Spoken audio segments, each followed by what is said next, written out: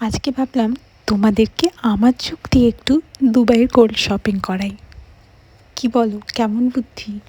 কারণ সোনা কিনতে যাওয়ার এক্সাইটমেন্ট যে কী, সেটা বলে বোঝানো যায় না। আজ কিনতে গেছিলাম কানের, কিন্তু কী কী যে কিনে এনেছি সে আর কি বলবো। চলো ঘুরে আসি মালাবার গোল্ডের ভিতরটা। মালাবার গোল্ড একটা ট্রাস্টেড ব্র্যান্ড আমার কাছে। আমার বিয়ের অলমোস্ট সব গয়নাই এখান থেকে কেনা। দোকানে ঢুকে এত সুন্দর সুন্দর জুয়েলারি দেখলাম, আমি তো দাঁড়িয়েই পড়েছিলাম। একদিকে নেকলেস, অন্যদিকে ইয়াররিং, ব্যাঙ্গেল, রিং, চোখ কোথায় রাখবো আর কী দেখবো, কী যে সুন্দর সে আর কি বলে বোঝাবো।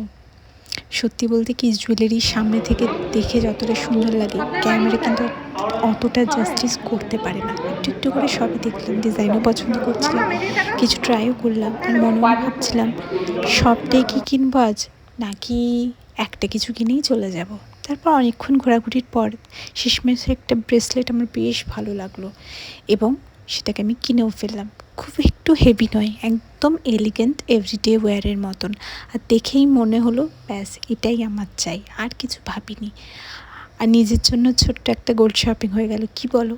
বাকি অনেক কিছু কিনেছি, সেগুলো থাকবে পরের গল্পে।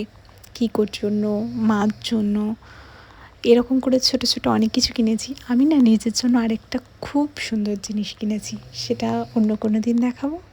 হ্যাঁ, ঠিক ধরেছ, আমার হনুমানজির একটা আইডল পেন্ডেন্টের মধ্যে পেয়েছি, সেটাই কিনলাম।